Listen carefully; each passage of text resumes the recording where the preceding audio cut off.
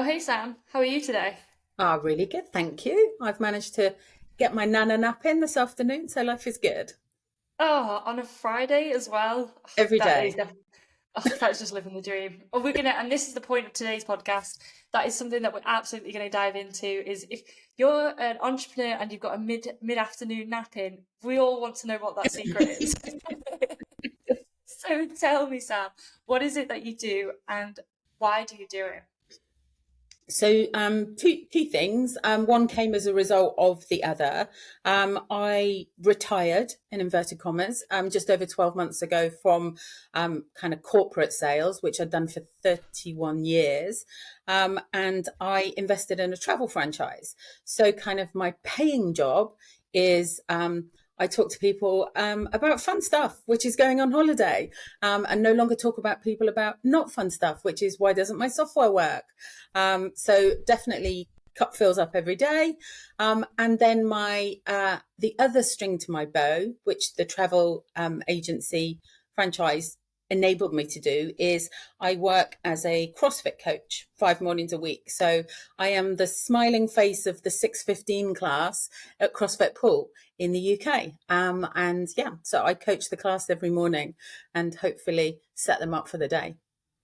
Now, it's safe to say that you are a extrovert. If you're talking to people at CrossFit, which is a big, lively community, and you're talking with clients, helping them with the holidays every day, then, and you're saying it's filling up your battery, then that sounds like you're very much you're living it to your strengths.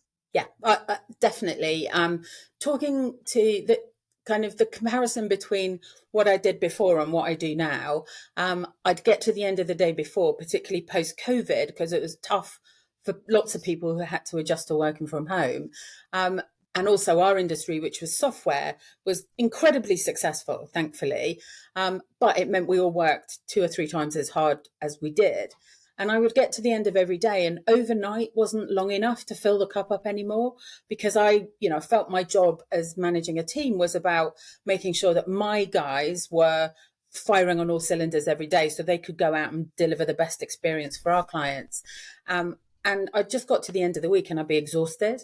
Whereas what I do now is talk to people about things that are exciting, like honeymoons and weddings and family reunions and just summer holidays and winter holidays and literally every single kind of holiday you can think of. And it genuinely, to talk to people when they're happy, just fills you up.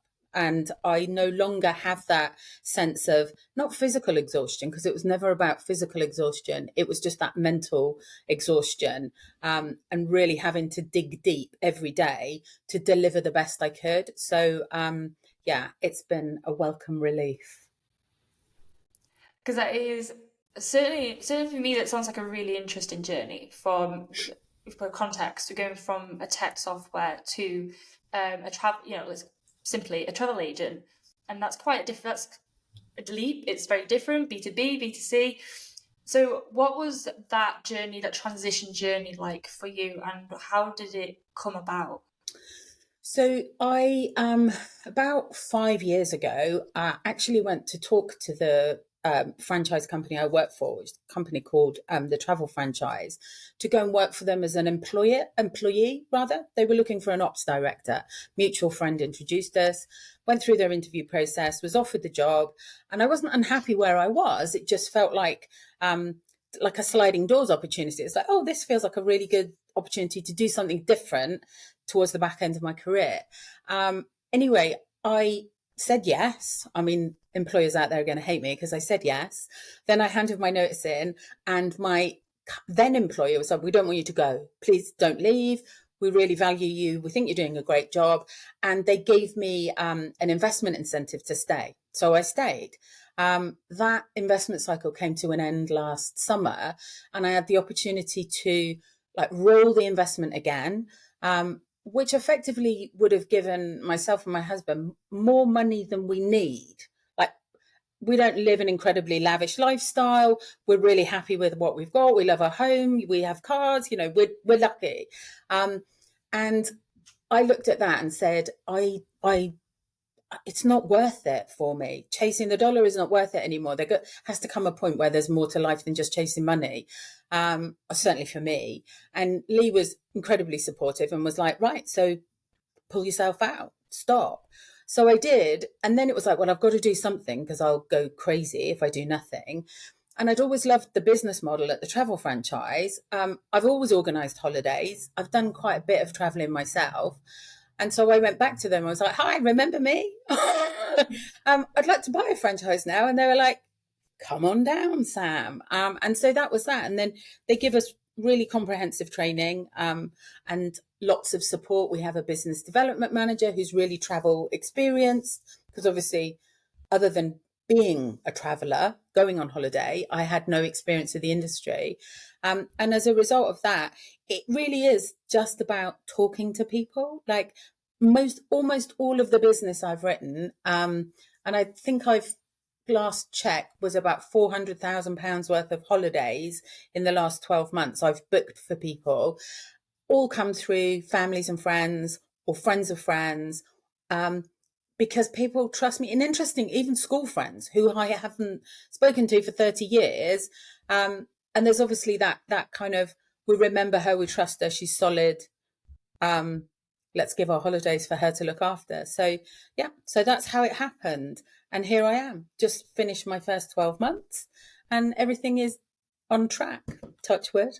Well, first and foremost, congratulations. Thank you. That absolutely is a big achievement and should be celebrated. Just doing the first 12 months is always the hardest, and if it's on track, it's on, like, you're hitting all the KPIs. That's a Yeah. celebration to And my me. boss is really Celebration. friendly and she's very flexible. And she's, it's easy to approach to have conversations about trips away and time off. What a great boss. Exactly. So I want to sort of just go back to kind of what you said at the start, because you were then placed into a checkpoint position before you made the decision to, go, no, I'm going to take a step back from the day-to-day rigmarole and daily hustle and whatever phrases you want to call it these days. Uh, you had a checkpoint, and obviously you turned to your husband and said, what do I do?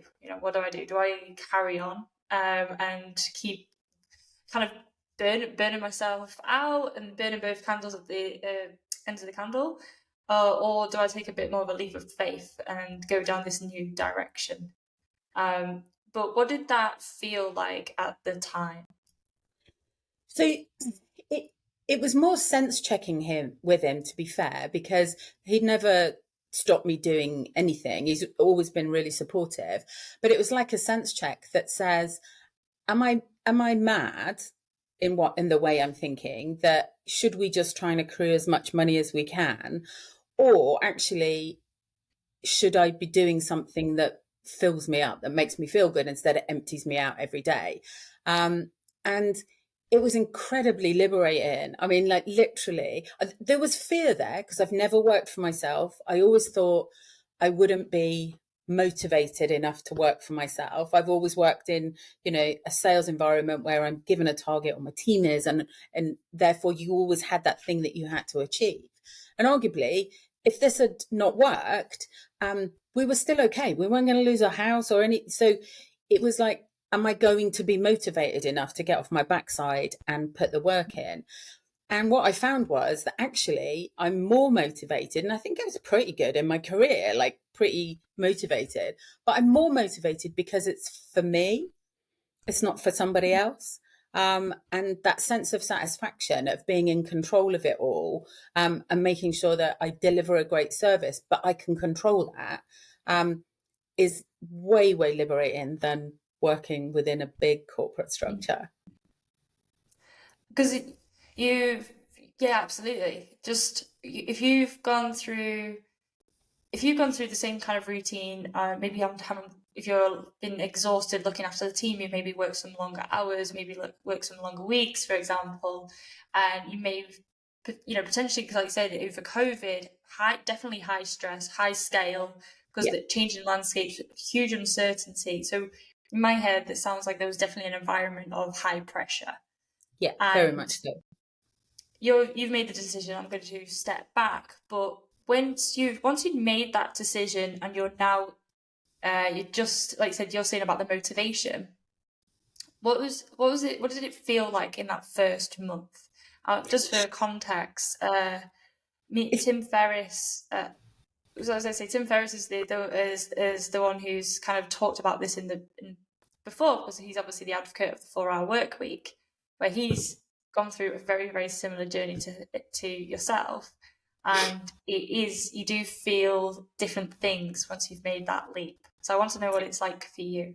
so the hardest thing I found in the first few months actually was building some structure into my day, because when you work for somebody else, they effectively define the structure. You know, they give you a target, you have to do certain things within that job role. Um, Stepping away and being in charge of it myself, it was like, okay, well, if I don't do it, no one's going to tell me off.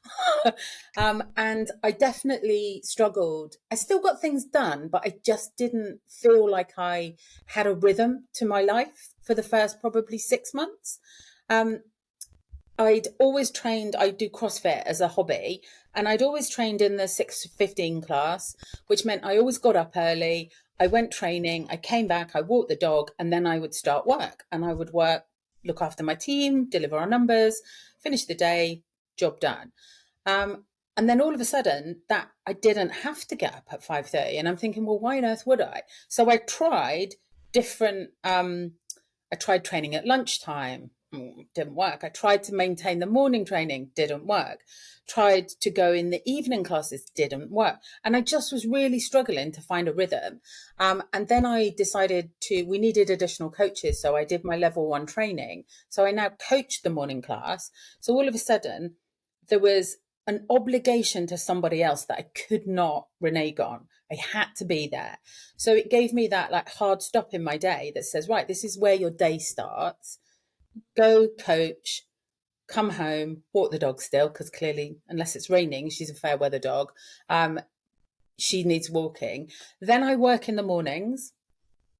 I go training back at lunchtime. I'll come home, and we touched on it at the start. Have lunch. Usually have a little 45-minute hour nana nap in the afternoon, Yeah. because I've got up so early, because I get up at 5:30, and then maybe do a bit more work or whatever. Then the rest of the time is kind of my own, to do what I need to do. And I don't mind working in the evening now, and if I need to, or on a weekend, or when I'm on holiday. All of a sudden I just don't resent it. But I would say anybody embarking on to work for themselves, the most important thing, certainly for someone like me, was finding a structure that worked. Because I did feel, although I was still succeeding, I felt a bit adrift for the first 6 months or so. When you say that you have that feeling of adrift, what can you just go into just elaborate a little bit more? It it was it's it just felt like I was going through the motions, but I didn't have a plan. And I don't mean like a hard and fast, locked and loaded, you cannot deviate, you've got to have all of these milestones that you achieve. It was something as simple as like a time structure. And also, the big thing was I realized that I needed to have an obligation to someone else and not just myself. So volunteering to do the coaching was the absolute game changer, because it gave me a purpose outside of just doing stuff for myself. And then the kind of the interesting thing you said, okay, at the end of the day, the end of the day is yours. You can do what you want with it. Do you ever find yourself that you fall back into old habits of just working those hours, or like you said, that this sort of sense of liberation that you might have other hobbies? Have you filled that time, or what do you do with then sort of that Um, time? What's that I mindset don't. like? Yeah, I only work if there's work that needs to be done. So, if I've had, and the way obviously this business works is it's quite reactive. So you get lots of inbound inquiries. So it has, like, the travel industry has like peaks and troughs. So sometimes you'll get like a flurry of inquiries that might mean that I do work in the mornings and then go back to do some work in the afternoons. But then other times there isn't. And so I like reading. I mean, I literally read anything. But so quite often I'll just sit in a chair in the front room. My husband works from home, so he's working at the front of the house. I just read a book with no guilt, with no like, oh, look, there's a pile of washing there that needs doing, or I really should do some. No guilt whatsoever, because that's why I've done what I've done, to do the things that I like doing, that give me pleasure, not the things that make me miserable. Oh, absolutely. That was the whole objective of Yeah, you stepping away from the I'm just going to call it the hustle life, the grind, to then something that is more designed, where yeah, you have achieved an income where, like you said, you have the lifestyle that you want, and then you've also secured it for like the future as well, because yeah. you're spending the majority of your time doing the stuff that you want, and that is generally most people's goals and ambitions. And you're obviously the first person to say to me that it's not, you don't need millions, No, but you just need to work out what that figure is. yeah, exactly that. And so I was at the arguably the back end of my career, so I'm in my 50s. So I'd, through luck, not judgment, in fairness, always paid into pensions.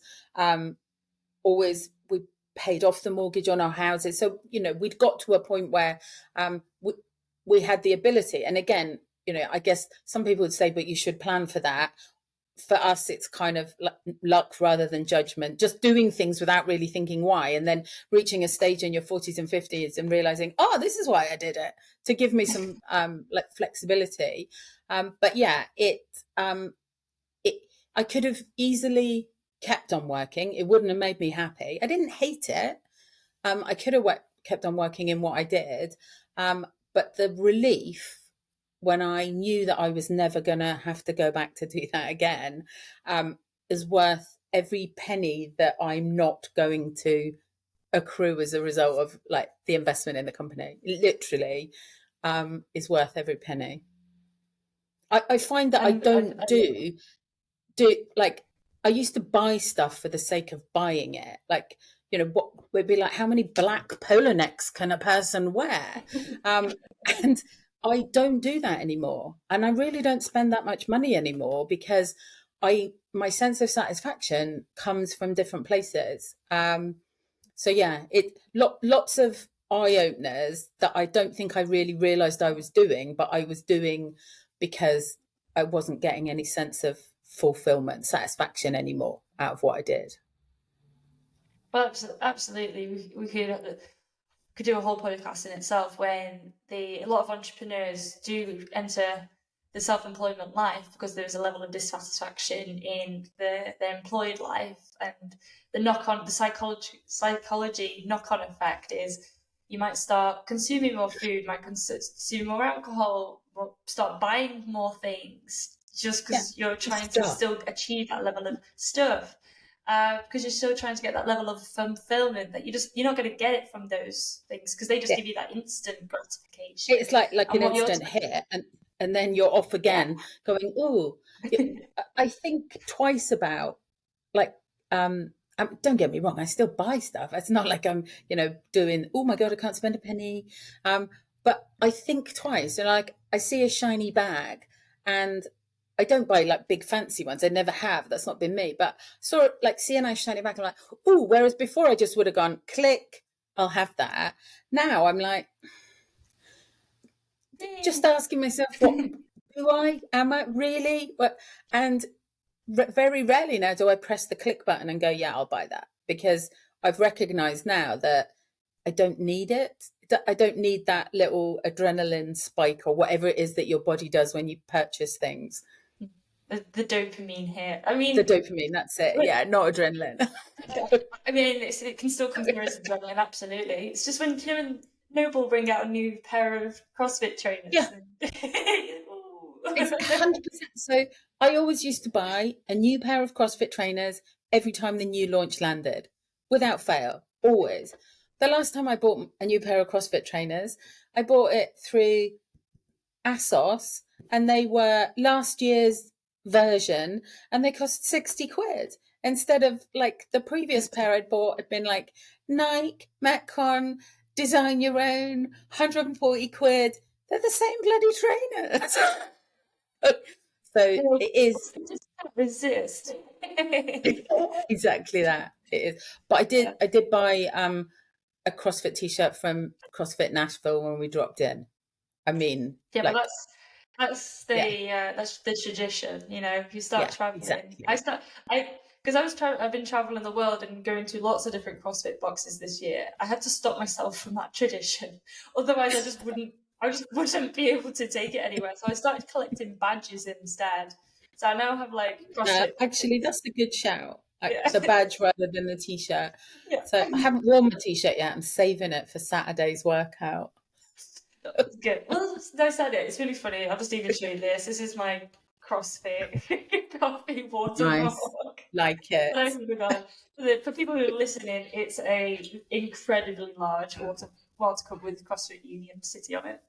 Um, but we digress because it's too easy to fall into talking about CrossFit when it CrossFit is. chat. Yeah, CrossFit chat. When it is, but for people, obviously, I know CrossFit has come up as a subject a lot of this podcast. But I always emphasize it's the community, it's the support system, it's the healthy habits, 100%. apart from the shoe addiction, and the coffee addiction, but we won't mention that. But this is how we It, meet like great people like each other. yeah, absolutely. I mean, from my perspective, CrossFit and coaching the class now, rather than just being part of the community, has plugged the one bit that was missing from. Like, I used to love the coaching and development side of my old career as like a sales manager, where it was, a big part of my role was to coach and develop my team to make them better. And there's a real sense of satisfaction when you see somebody doing things and improving and getting better at things as a result of the support you've provided. And again, that first 6 months, that was missing. And it says like a bit adrift. That element of my life that gave me purpose had gone. Granted, I'd chosen to kind of leave, but moving into the coaching role, rather than just the community aspect, which is brilliant, has given me that back, because 615 class people tend to be the same people. So you see the same people, you build up that relationship with them, you have that kind of banter and chat, but you also see them develop and progress. And that has given me back the bit that was missing. So that's what I was explaining to our head coach and he said, "Are you sure you're going to do all the morning classes?" And I was like, yeah, because it's that hard stop-start to my day. So it gives me that structure. And B, this gives me the bit that's missing. So I'm not just doing you a favor because you don't like getting out of bed early. I am a morning person anyway. And my boss is really kind and lets me have a sleep in the afternoon if I need it. And actually, you're giving me back something that was missing. And that for me, again, people leaving one environment and doing something different, understanding the good of your environment that you're leaving, the things that you like, and then trying to find a way to emulate that in the new thing you do, I think will help maybe with that transition. Because, as I say, those first 6 months, it was good. I was happy, but I just didn't feel quite right. And now I feel right. And what I love about that is I think it's definitely up there in some of one of my top tips, as well as when being an entrepreneur, and it's knowing what your strengths are, what your weaknesses, but then it's Yeah. also cross that with what do you really like and love doing, what do you really don't dislike doing, Yeah. and being honest with yourself about it. There is a ton of things in my business where everybody knows in my company, we do not give it to me. Absolutely do not give it to me. And I have no shame, no ego around it. Just don't give me those tasks because it won't happen and it won't get done. But there are people in the company who will absolutely love it, do it, and they do a far better job than me. Yeah. But when you, like you said, when you're by yourself, though, so now I'm fortunate that I've built a team around me. But when you go to that kind of just yourself, it's like, oh, how do I balance those strengths and The crappy things weaknesses. that I don't want to do. So But kind of circling really. I've had to learn how to kind of sort my own like finance. I don't mean finances in bank account. I mean I have like a business bank account and UK VAT returns, all those kinds of things. Now I outsource the actual VAT return bit because Yeah. literally numbers gives me hives. But I have to force myself every week to make sure that I'm reconciling the information within my little finance system so the person who I'm outsourcing to can do their job. And that is that I hate it. Like everything about it, I hate. For like 10 years, I managed software sales teams that sold finance software. And it literally gave me hives. Like everything about it someone would talk to me about bank reconciliations and sales order process. And I'm literally, and I've had to, I forced myself in. So I literally have like a weekly reminder that's like, Sam, you've got to do that job you hate. You've got to do it. Because if I don't do it, what's the point in me paying someone to do my VAT returns if I haven't sorted out the stuff for them to do it? So you're right. There are definitely elements to it that I think are rubbish. But that sounds like you've delegated out 95% of it and you kept the 5% because you just by keeping that little bit of a 5% of that task, then you just stick to it. You just know the Yeah. 95% of the rest of it's all done. So actually, Yeah. you're still winning here. You're still Yeah, very much on. 100%. When they tell me, well, it's gone through, everything's fine, I'm like, yay, because I don't ever have to get involved in the detail of it. I just have to make sure that my end of the bargain is delivered. But I even hate doing that. if I could literally just give the whole thing to someone else. Well, in business and on life, nothing is perfect, but we can only optimize to the best of its ability, and that's the goal. That's what we're aiming for. Yeah.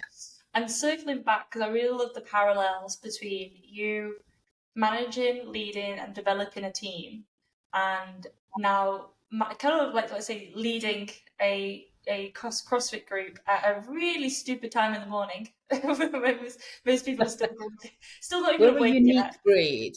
Yeah, you can tell I'm the late Yeah. evening athlete. Again, different breed. Um, but what are some of the skills and one of the sort of the top tips that you learned from managing those teams there in tech, and have you transferred into the sort of the CrossFit coaching?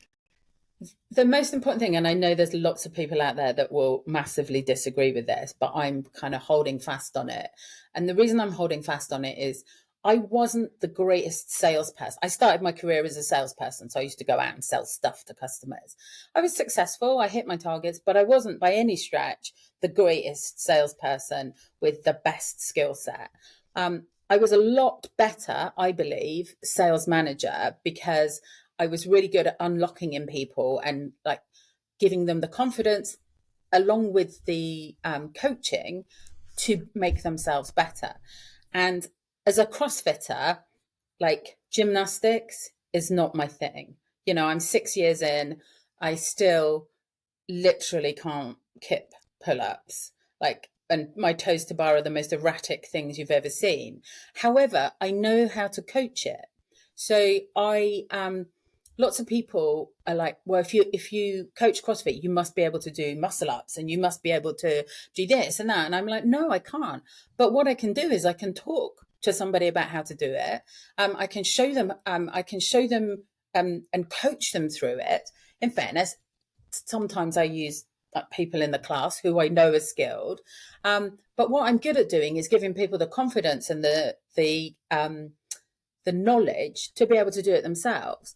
And that is the biggest transition because lots of people are like, well, I'd love to coach, but I don't think I can because I can't do anything. And they used to say the same thing about like sales. Well, I'd love to do that, but I don't think I can because I don't have all these skills. And that's like, but if you get a good manager, we've all got the innate ability to find, the capability. So that's the biggest transition, definitely. Not being afraid that I can't do everything because it doesn't mean I'm not good at what I do in my coaching environment. The other thing is having managed a team and worked in a predominantly male environment. And for whatever reason, I mean, the guys in the class will say it's because girls won't get up. It's very heavily male focused in the morning classes. And Females just need more sleep. yeah, well, It's ingrained in all of the studies and research. Females just need more sleep. we used to have more girls than boys in the morning class. And for whatever reason now, we have more boys than girls.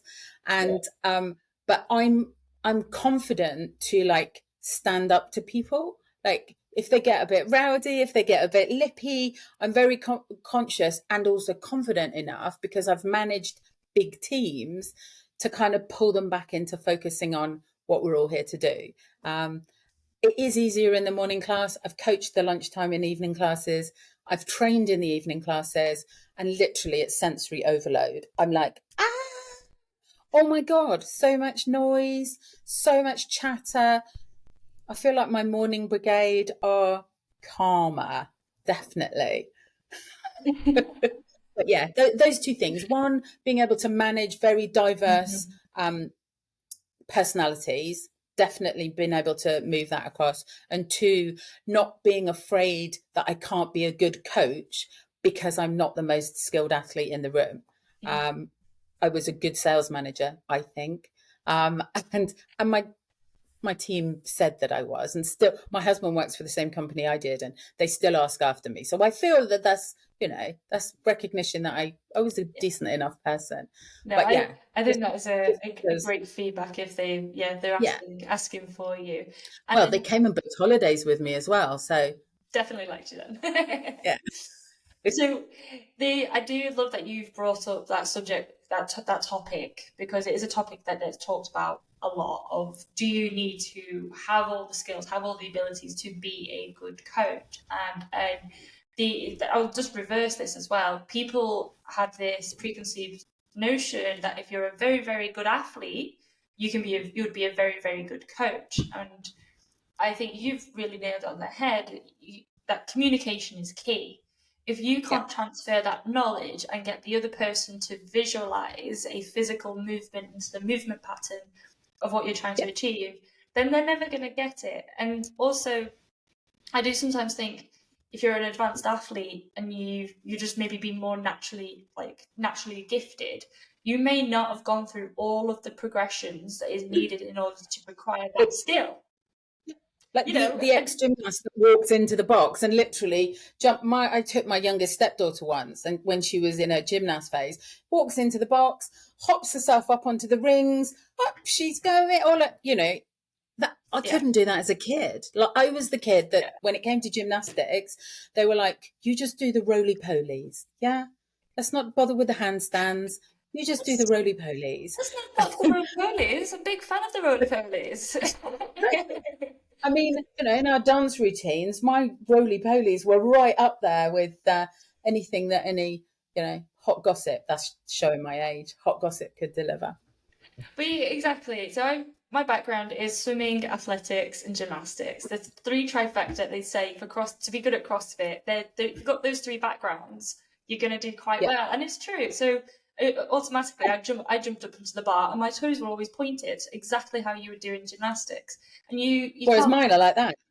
Yeah, it's Like that to start with, and then it's like squeeze your bum, squeeze your thighs, point your toes. All of a sudden, I'm like, oh, point my toes. Yeah, exactly. That's a learned, easy, natural behavioural pattern for me because it was ingrained in me since I was 2, 3. yeah, Whereas now I used to be a swimming coach for adults, and if you're learning to swim as an adult, you do have to then go through far more of the details and explain the why of all of the details. If you want to put your hand into the water and make sure that you don't slap the water, well, you've got to elevate your elbow. If you want to elevate your elbow, you have to yeah. then break down the drill to elevate the elbow. Same with Which, if CrossFit. you can swim, that second, it's like riding a bike. You don't Right. forget it. But Like if someone's breathing. never done it, no, it was my one when I talked to our head coach about it, and he said, I have absolute confidence, Sam, that you will be able to translate the information, even with the things that you can't demonstrate. And I feel, as I say, taking that analogy from my old world, where I wasn't the best salesperson, but I knew how to get the best out of the people that work for me, and vice versa. I'm not the best athlete, but I feel quite positive, and I'm learning still as a coach in the CrossFit arena, so learning all the time. And I think as well, the same as I did in my old world, is admitting my mistakes. I mean, the other day, I I said, okay, guys, if you could all just get one of those, and I'm pointing like that, and go, one of those metal sticks, metal sticks, bar, like complete. And they're literally like, this morning, I ended up exposing all of my bra trying to get my hoodie off. Like, the guys are still traumatized in the class, but they know that's what you get. That's what I get now out of the laughter, the banter, the bit that was missing about working for myself and not being part of a team. So that's why the two things for me really balance each other well, because one's very solo, I do it all on my own, and one is I'm part of something bigger, and we can, celebrate our successes, and well, they can laugh at my regular mistakes. Hey, I'm gonna Yeah, go into the gym this evening, and I'm gonna go pick up one of those metal thingy, my bobby, metal sticks. metal sticks. Do some picking up and down. I'm just completely blank. I was just pointing at them, Oh, and I'm like, the metal stick. I honestly, I feel that one in my soul because my brain does the brain freeze quite often, and these days I just go, that's the technical term. Yes, exactly, 100%, and bluff it through. I Yeah. love it though. It's fine. So my final question, because one of the things I thought was really interesting, one of the skills that you transferred over very much into the CrossFit coaching side and very applicable to the tech is sounds to me that you've really understood who you're coaching or who you're leading and all of their different learning styles and working styles and communication styles. How do you find, like, what's your sort of top tips to kind of managing all of those different personalities? So I think exactly the same as it was in my old world is you've got to remember that everybody's an individual and they all learn at a different pace. They all learn in a different way. They need different cues. So I'd say that the most important thing is we don't have big classes, so we have like one coach and a maximum of 12 people, so we have a really good opportunity to get eyes on everybody on a regular basis.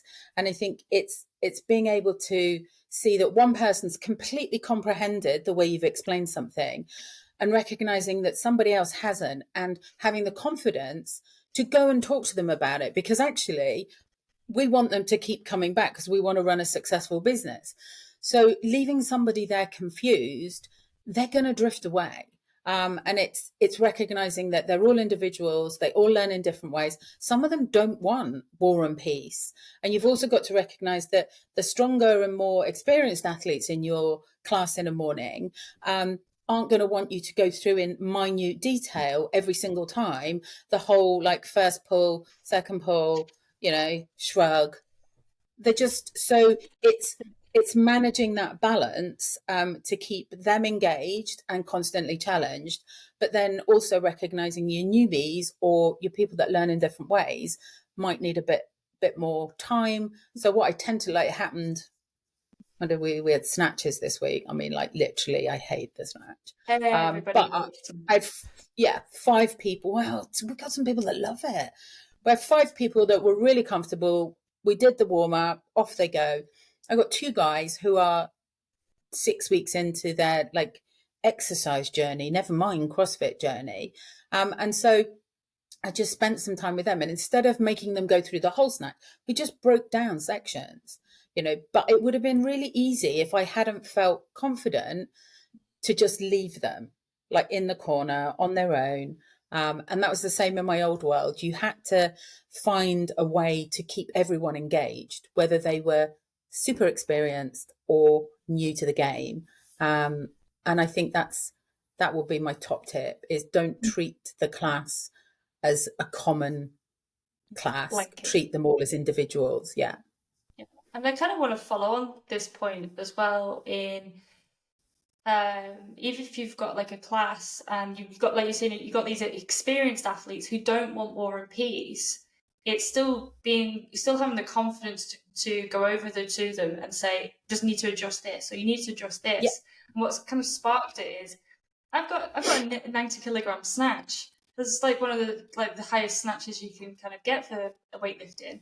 But oh my god, is there so many things that are wrong with my Olympic lifting snatches? You know, And it you, 100%. there's so It's loads to be done. it's so true. It's like the cues and things. I struggle with triple extension. Not that I can't do it, I forget to do it because I'm strong. I've always pulled too early. And then you reach a plateau where it doesn't matter how much you pull, it's not going anywhere. And so our head coach gave me a cue. I still basically like a band across the rig, and when stand on your tiptoes, put the band here, and when you go through your movement, when you feel your head touch the band, you know, because you put it at a height where you're on your tiptoes, you're at extension, and that was the point I'm allowed to pull, and not before, and it transformed what I was doing. I shared that with everyone in my class. And even the experienced people could see that the extra oomph it gave them. So it's yeah, but like you say, they're way better at what they do than I am in terms of the lifting. But that doesn't mean I shouldn't share the things I learn because it might just help. I love that cue so much because it's so simple, and Yeah, you don't need to overcomplicate these things. It's like no, not at all. these little things, as long as it gets the person into the correct movement pattern and it doesn't offset Yeah, any of the other like variables, that's great. That's exactly what we're yeah. about. Now, Sam, And it's as I said, for newbies and experienced people, they both said that has really made me rethink. And it's just those tiny adjustments will for the really good ones will make them lift way heavier. For the newbies, it'll stop them getting into the bad habits I got in too, because they'll learn the muscle memory that says I can't pull until all of this is open. So yeah, that was my top tip. That's top tip from the last 6 weeks. oh, that is well. At that point, we're going to leave it there because we could be. I feel like we could be carrying on and talking about this for hours, but I feel like those are some incredible points that people we can taken away from today. Now, this might be a bit challenging to answer, but I still ask it anyway because it's a question I ask everybody. What is something that somebody could buy from you for under £100 that would give them a ton of value in their lives? What would they buy from me for under £100 that would give them a ton of value? Wow. I mean, technically, all I know it would be. Oh no, let me think again. What could they buy from me for under £100 that would give them a ton of value? I mean, just an hour in my sparkling company. Perfect. They'd probably pay me to go away, actually, but I can't. I genuinely can't think of anything. But it's a good question. Like my brain is lit. I'm going to go to the pub now for Friday night drinks with my husband and the I think dog. go and ask everybody around at the pub quiz and come back to me with some of the answers. I would genuinely love to know kind of what everybody would say and Yeah, have. Because it can I be love a pub quiz. By the way, I'm like a massive Triv fan. now having moved to the US, I do miss the pub. I'm not gonna Yeah, lie. Don't even we did a drink pub anymore. quiz. We called ourselves Quiz Fit Pool.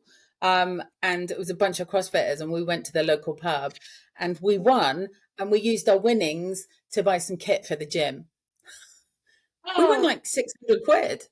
that's ace. I like Yeah. that. So we bought some new kit for the gym. We're all like, yeah, absolutely. We'll buy kit for the gym. But yeah, Quiz Fit Pool, we were called. I feel And like now then it's dark again. It's probably time to resurrect the Quiz Fit Pool quiz team. I think so. That is exactly when the pub quiz time come into its own. When it's dark, it's Yeah. cold. You sit into a warm place Yeah. and have a bit of fun and chat with friends. So Exactly. finally, if there was a person that was listening to obviously today's podcast and they were interested in booking a what would be now a winter holiday or potentially a summer holiday for next year, how would they get in contact with you, Sam? So two ways. One, I'm on Instagram, and it's Sam_Cummings_not_just_travel. So Sam Cummings, not just travel, on Instagram. And then if you just search Sam Cummings, not just travel, on Facebook, I'm there as well. And there's links to my website. I've got apps that people can download, but two simplest ways in the first instance are Instagram or Facebook. And I do sometimes share like holiday type offers, but it's more about like inspiration, just like little reels of lovely places. And, you know, obviously with it being winter, it's ski things and Christmassy and all that kind of thing. So if anybody's feeling uninspired recently and are looking to see what things they could possibly do for the approaching holidays that are coming up, head over to Sam's Instagram. I think that's a great Well, place to start. to give you a quick insight is at the moment, I've got people in Iceland doing like all things Reykjavik in Iceland, including CrossFit Reykjavik. I've got people in Vegas at the Grand Prix. I'm talking to a lady about a big Australia trip. I'm talking to another person about a trip around Italy, Sorrento. So it literally is everything and anything. If you want a day trip to London or a private jet around the world, I can source it. Perfect. Thank you so much, Sam, for your time. Thank you. It's been good to chat. It's been an absolute pleasure, and I hope you have a great weekend. And you, take care. Bye.